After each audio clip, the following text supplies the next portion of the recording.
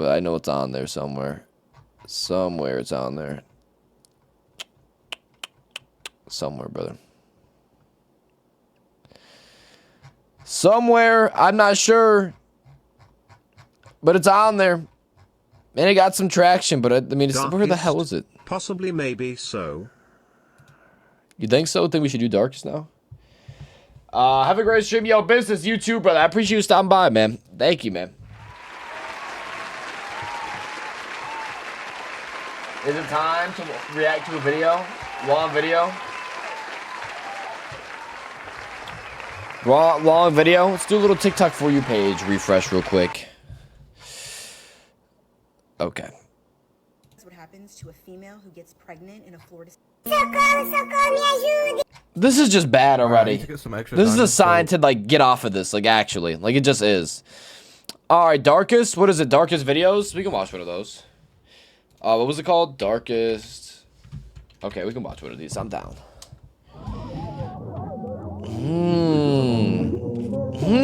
Okay.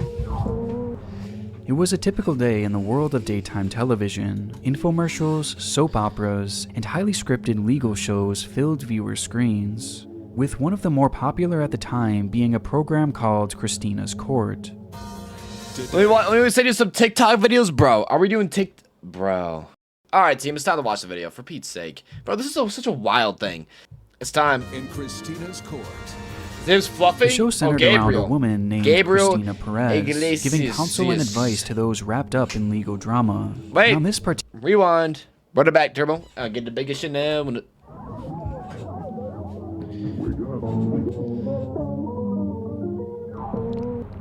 It was a typical day in the world of daytime television. Infomercials, soap operas, and highly scripted legal shows filled viewer screens, with one of the more popular at the time being a program called Christina's Court.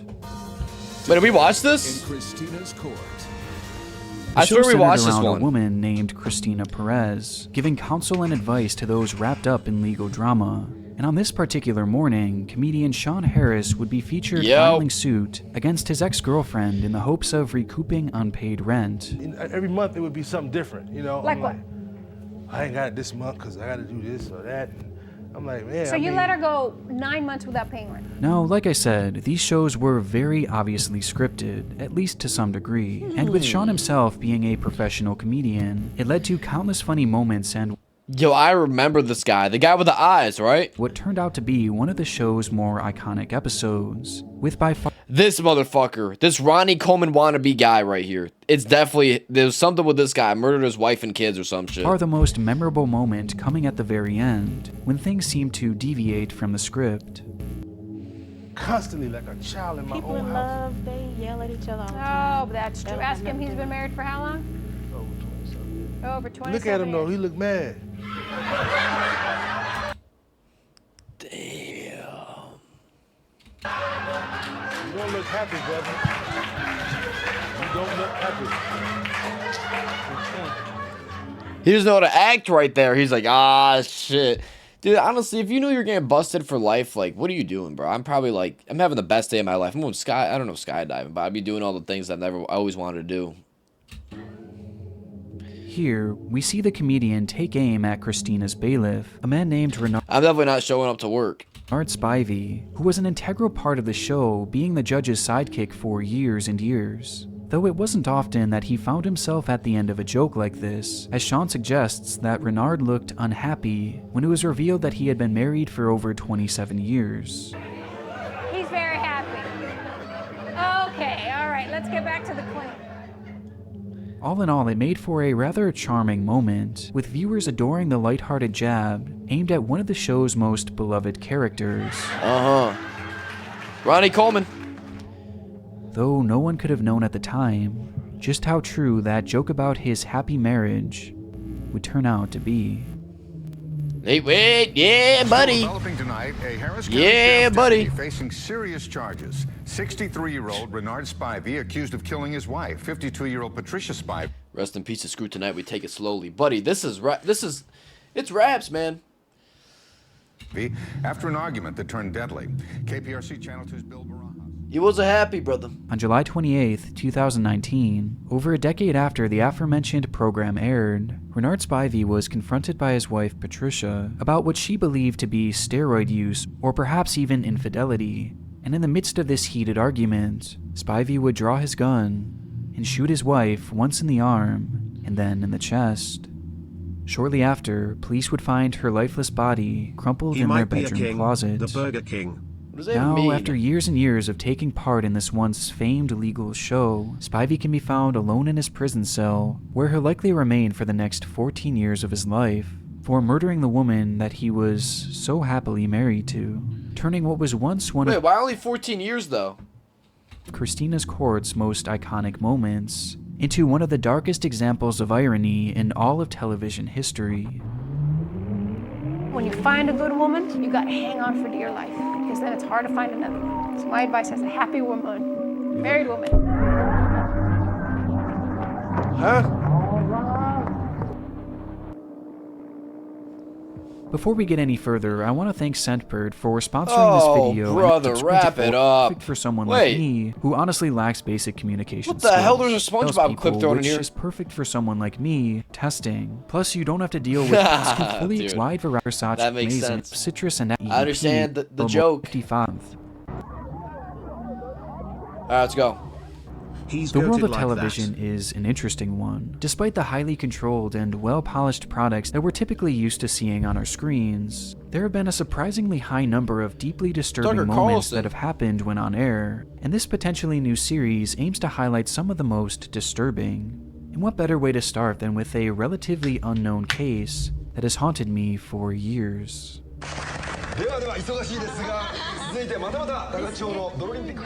Someone translate. Saturday, June 14th, 2008, a Japanese TV station called Television Miyazaki is running its standard live programming, which on this day was set to feature a game show-like segment in the remote rice fields of Takachi Hocho. The game itself was simple. Competitors stood back-to-back on a small wooden stand above the shallow mud. This is the entire show? Like, come on, dude. Like, it's not getting past the first season, buddy. Maybe even the first episode. Water below, and when given the cue, they would attempt to shove their opponent into the water without turning their bodies around. In the end, the one left standing on the platform would be declared the winner, with the loser being left humiliated in the mud. I want to be allowed. There'll be a weight limit here.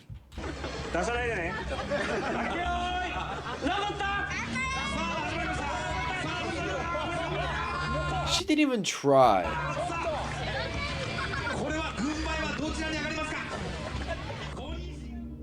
Round 1 goes off without a hitch, resulting in the losing contestant being caught. No, listen, bro. He said, "Would you play Fuso's game if you got paid?" I don't. It would have to be fun, bro. I feel like if you were just playing it off stream, maybe, but like on stream, I would have to be like actually fun though. That's the thing. It couldn't just be like a random Fuso's match right now. Like, I'm so burnt out of the game. I don't even want to play it. TTS up the price. Dude, we can do TTS. Chow, should we do 100,000 for a TTS? 5v5. 100,000 on the TTS. We'll do 100. 100 every 1 minute. That seems good. Covered head to toe in a thick brown sludge, with the whole atmosphere perfectly encapsulating the craziness and high energy charm that you would expect from a Dude, what is this sludge? This is not right. A Japanese game show made at the time. And so far, links go through Discord, brother. You gotta send a link in Discord before I can see it. Everything was all in good fun, with this excitement only escalating as the contestants convinced one of the show's hosts, a man named Tetsushi Yanagida, to join in on the competition.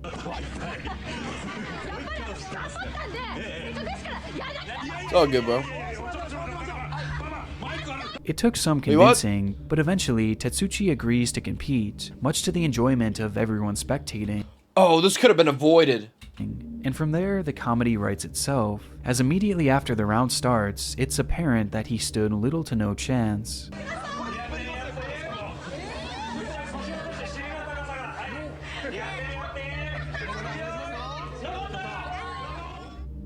And upon instantly losing his balance, Tetsuki reacts in a split second and dives. Oh no. Bro, why? off the platform, landing headfirst into the muddy water below, which causes his body to fall limp. I don't know if I can watch this. Hold on. Dude, this is crazy. Okay, now we can. The water that he had just dove into was merely 6 inches deep, with the rest consisting of a thick layer of mud, it just played it which anyways. his head would strike directly, instantly causing his neck to break.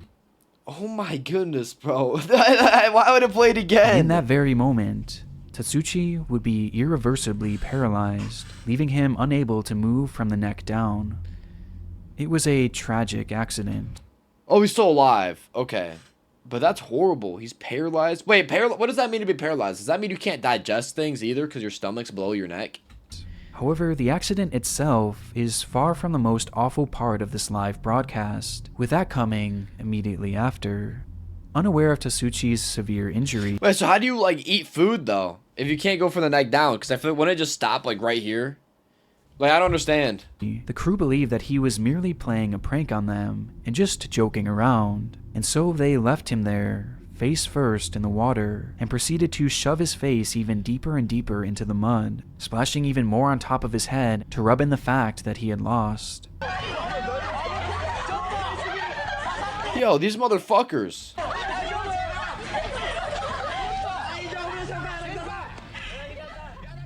They had no idea that during their antics, Tetsushi was in a desperate fight for survival. Oh as in my those 6 inches goodness. of water, he was slowly drowning, and completely unable to pick up his head to breathe. This lasts for an excruciatingly long 15 seconds, before they begin to bob his head up and down, and eventually pull Tetsushi's face out of the water.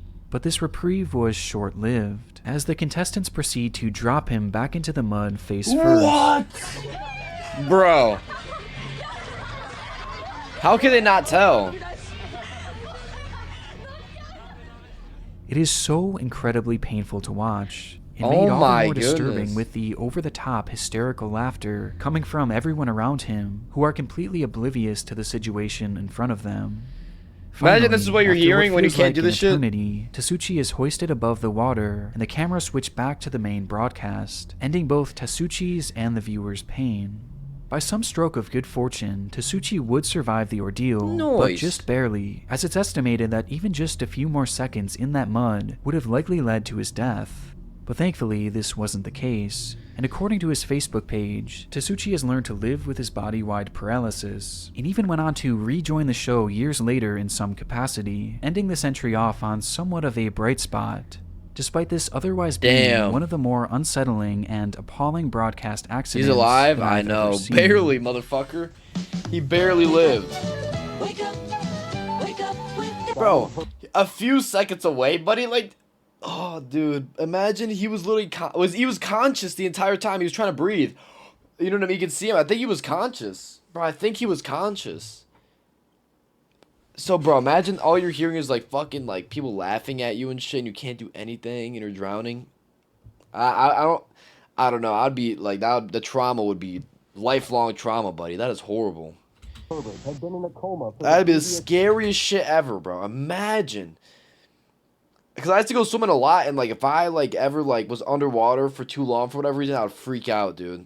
He was 1 horsepower with no mats. On the and all topic grey of loadout broadcasts and that no have left shield an impression on slash my meds. life, I would say In the none have edge had of more of an storm. emotional impact than a story run by 60 Minutes about a True. man named Donald Herbert.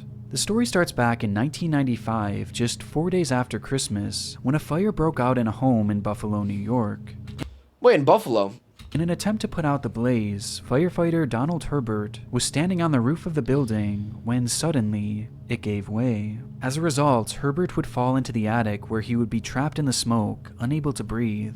He would lay there without oxygen for 6 whole minutes before they finally were able to pull his body to safety, with the whole ordeal being filmed and shown on local news.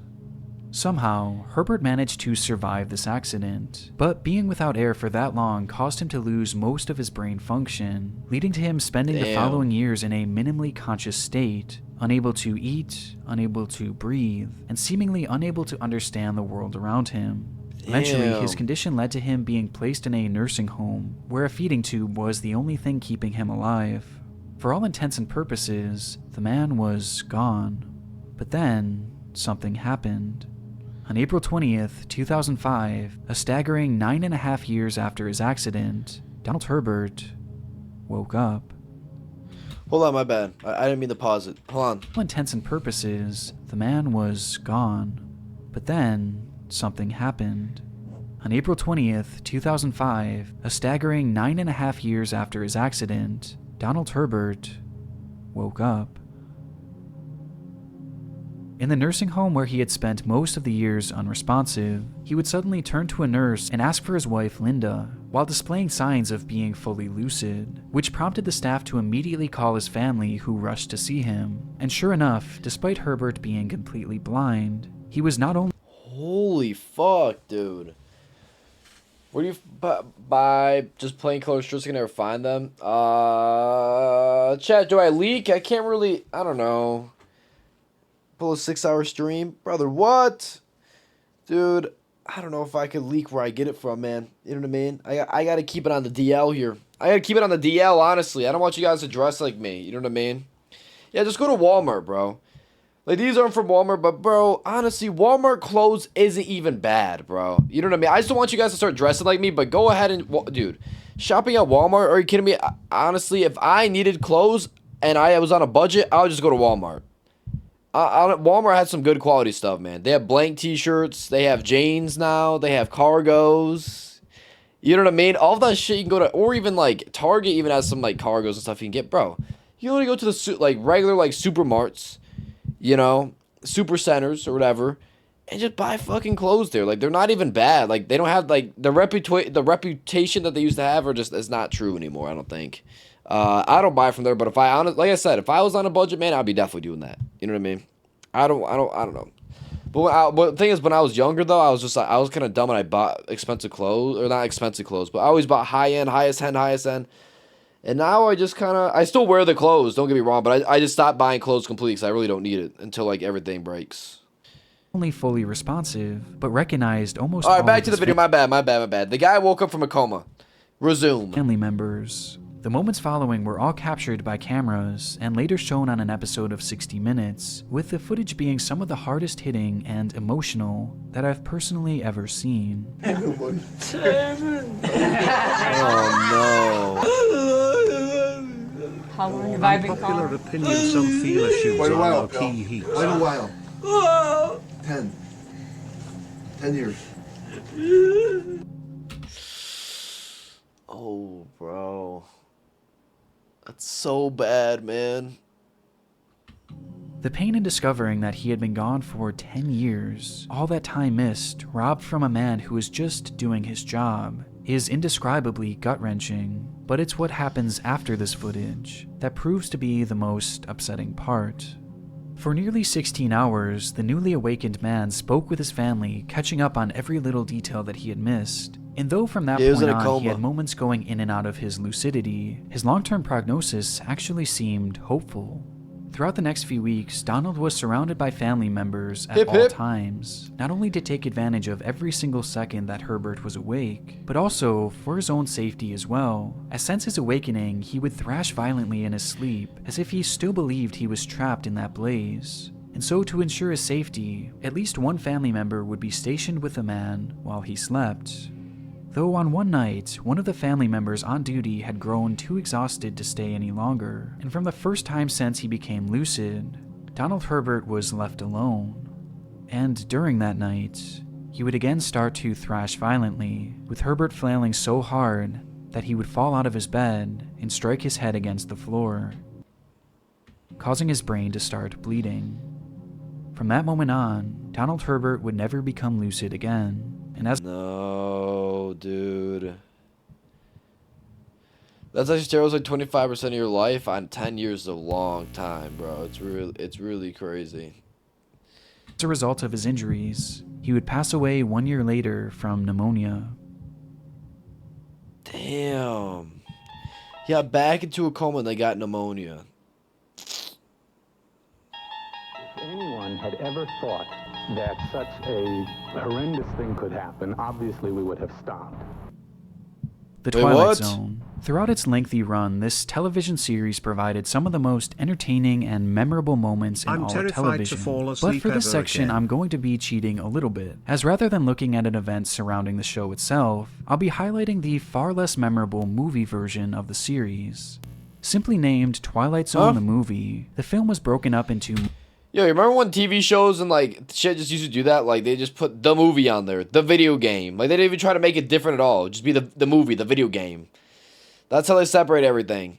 Multiple sections serving as sort of an anthology work with 3 separate stories. You know what I missed, bro? You know when graphics were so bad and stuff that they had to make Lego games instead? We don't really see that many Lego games.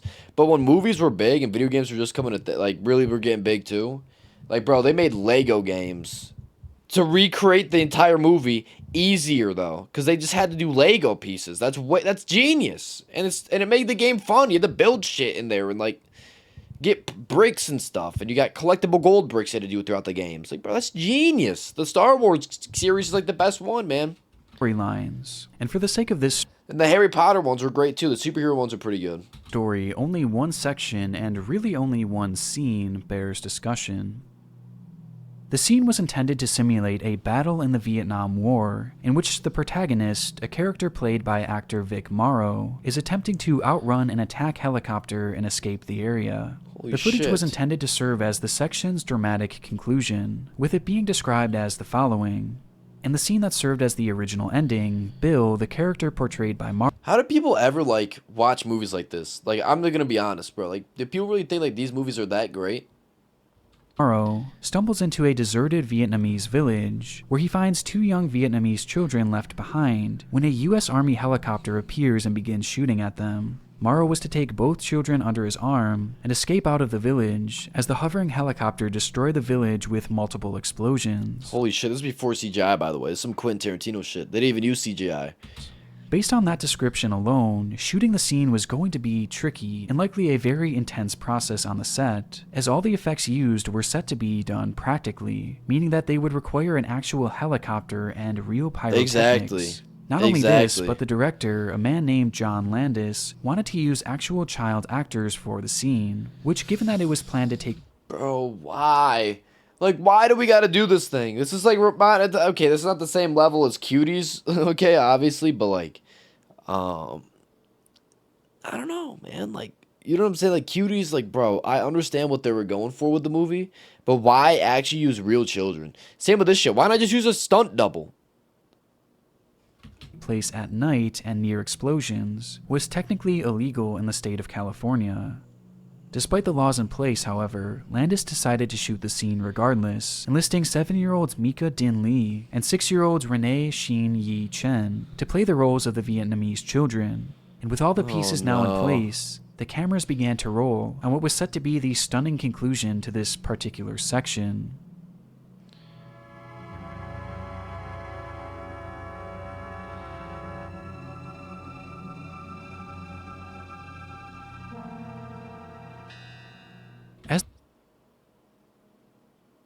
Oh my goodness. As the scene starts, the spectacle of it all can't be understated, as the lighting, setting, and the pyrotechnics truly set a haunting tone. However, unbeknownst to the production team, there was a major problem developing. As stated prior, all the effects you see here are real, and during the scene there was an actual helicopter flying just above the actors, which by itself was already very dangerous, and made even more so due to the pyrotechnics. We had some good setting movies. Like, there was a lot of bad movies in the 70s, but this was really good movies in the like action movies were kind of big in the 70s. Like, there were some good action movies. Like Rambo, Terminator. Pyrotechnics. For the pilots, the explosions launched in the air created fireballs in the sky. Holy shit! Dude, this looks crazy. I'm not gonna lie. Imagine being in chat. Even a little bit of fire, like, you know what I mean? Like, a little bit of fire, like, shooting up out of something, like, is so hot. Like, I can't imagine an explosion next to you. This is crazy. Making things much more difficult to Holy navigate. Shit. But those on the ground were never made aware of this. And being pressed to make things look even more and more intense, the crew decided to double down on their explosions, launching 2 massive charges back to back. A decision that proved to be a costly one, as the second blast was so strong that it dislodged the helicopter's tail prop, causing the craft to spin uncontrollably. And within mere seconds, as the cameras roll on the 3 actors trudging their way through the water. Remember those 80s, really? Oh, Rocky was 70s. Rocky was 70s.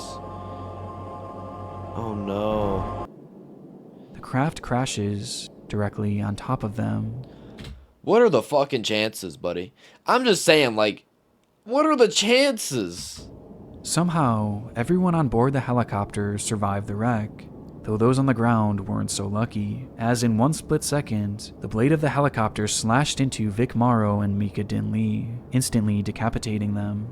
And as the craft slammed to the ground, Renee Shin Yi Chen would be crushed beneath its massive weight. In one frame, there were 3 living actors, and in the next, there were none. In retrospect, it's not hard to see the red flags and the dangerous practices being used by the movie was so realistic they gave that. Bro, it was real. This movie was real. This is so crazy. Production team. However, following several long legal battles, no one would be found liable in the deaths of the 3 actors, and Landis himself would go on to enjoy an incredibly successful career. The Twilight Zone film would eventually be released years later, only with a different ending. Damn. He just kind of moved on. He's like, all right, well, we can't scrap all of it. We spent too much money, buddy. You know what I'm saying? Like, oh, they're not gonna demolish it. There's no. That is wild, though. That is some crazy shit. These videos are like shit that, like, I feel like Joe Rogan talks about in his podcast. You know what I mean? Hearing stories like this shit, you know what I mean? Like, you know, like this one time, like, dude, I don't know. Nobody will come in here. Booty I'll fight force with force. Our final story takes us to the quaint countryside of Buttsfield, England, where a man named Herbert Dryden... Like, why would you not want the name to be changed? With force. Our final story takes us to the quaint countryside of Buttsfield, England, where a man named Herbert Dryden had been living a fairly solitary life. Following his retirement from steelworking, Herbert dedicated his life to building up a plot of land which he had purchased in the area. His main goal was to construct a bungalow for his elderly mother where she could live during the summers, while also planning to build some sort of fallout bunker on the same plot. Okay. But right from the start, he ran into issues. Wait, when was this? His request to build these structures on his land was promptly denied. This did not stop Dryden, however, as despite the ruling, he began his construction anyway, believing he had found a workaround with the law, as rather than building the house in a standard manner, he instead dug a deep hole into the ground and began to construct his home there, labeling it as the home in a hole. Due to this, the home only stood about 8 feet or so above the ground, which 1991. Dryden believed made the construction legal. However, he was wrong in his assumption, and the building swiftly caused a disagreement between the man and the Derwentshire District Council, with this rift growing more and more amplified as time went on. In the midst of this ordeal, a man named Harry Collinson was appointed as chief of the council and assigned to handle the case as his first order of business. And he did so by initially sending Dryden a letter demanding that he stop construction and also tear down what he had already built. Dryden. Okay, yo, team.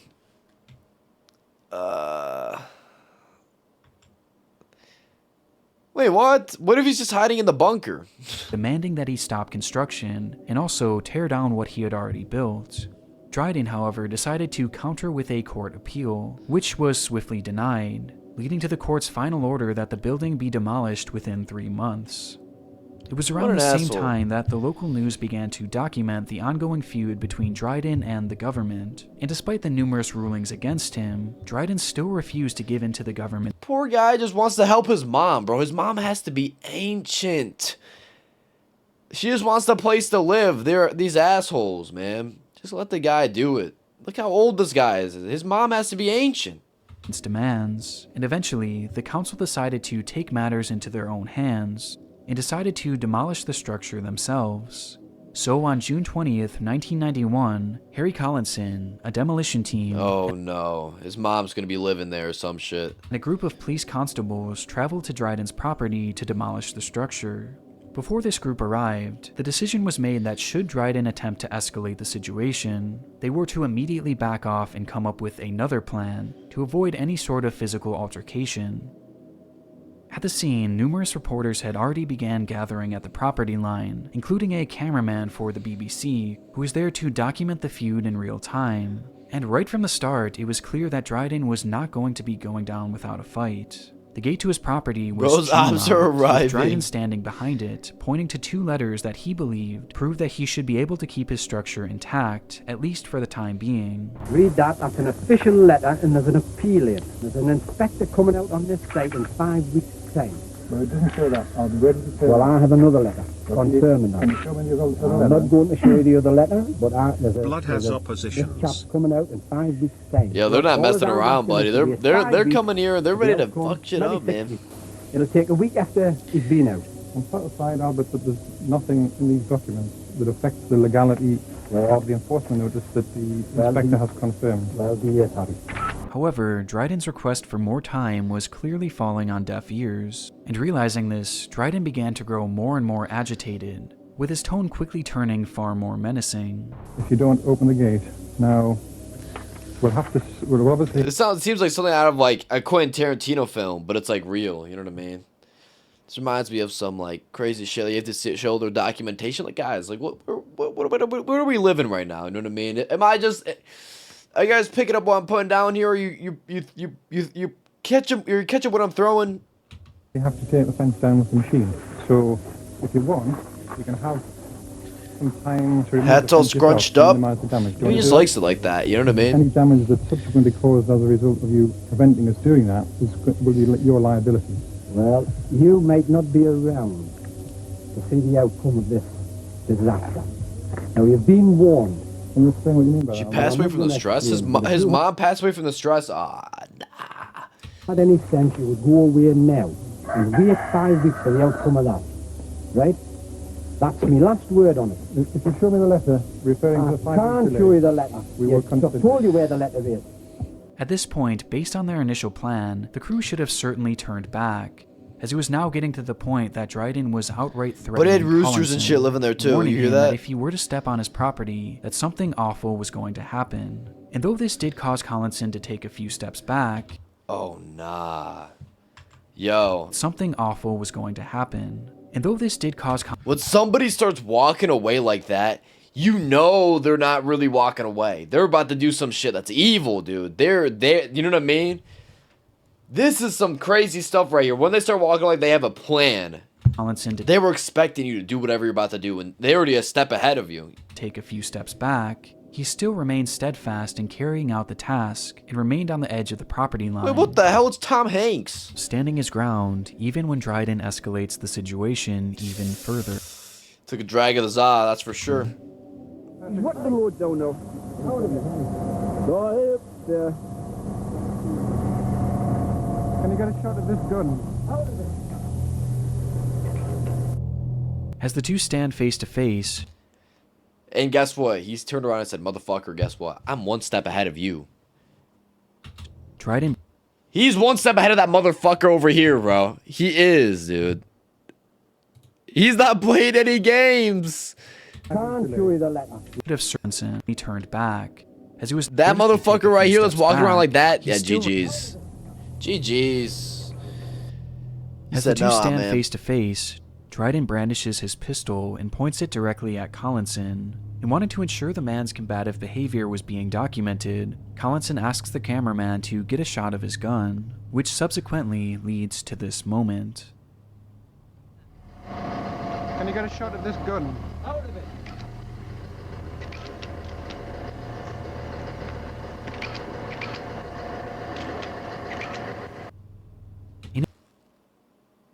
Motherfucker.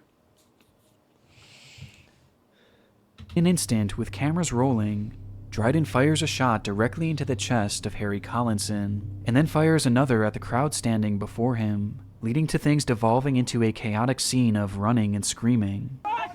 As more shots were fired from a pistol, the camera crew and Look North reporter Tony Belmont ran for cover. I was busy something.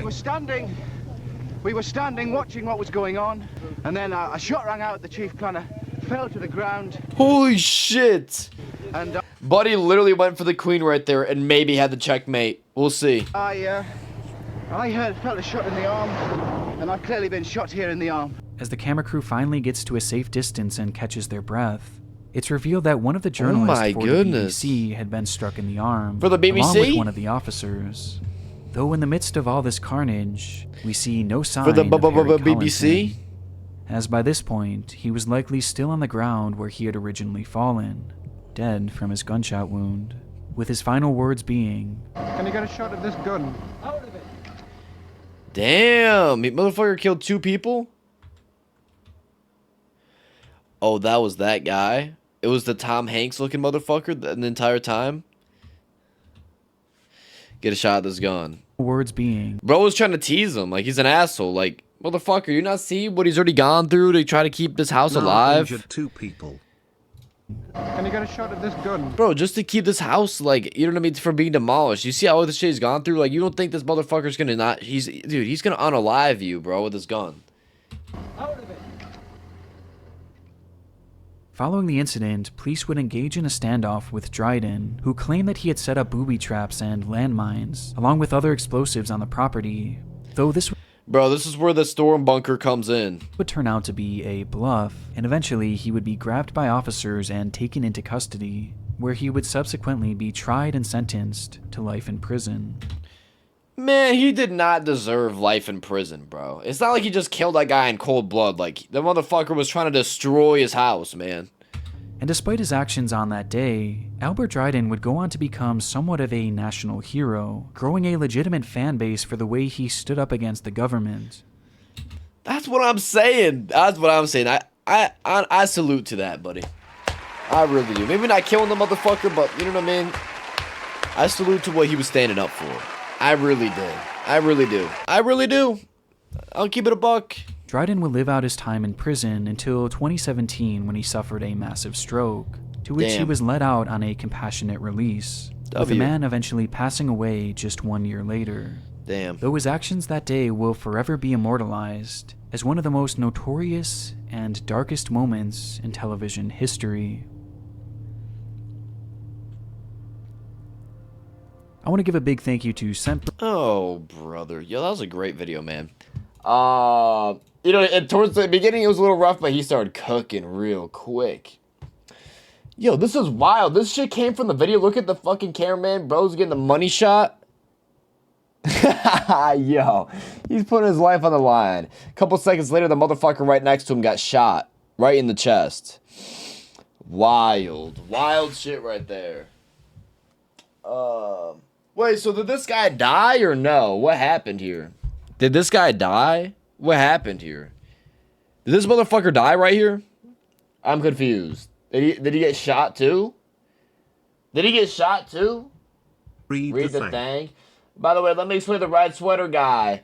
You can read it and not be distracted. So he was Albert Dryden's friend, John Graham. Who's Albert again? And he was telling the demo crew and Harry to not do this and push it back. Oh, he was a W guy. Okay.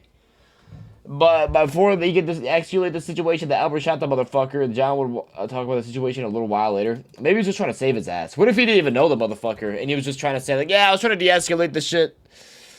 Dude, I don't know. I don't know. Maybe he was trying to instigate. All right, let's see what's on the For You page real quick. He took a 45 caliber to the chest. There's no way you're living. I don't know anything about guns, but 45 caliber was almost a 50 caliber, motherfucker. The only one to die was Harry Collinson, the guy who said get a shot of this gun. Yeah, the motherfucker was teasing him. Okay.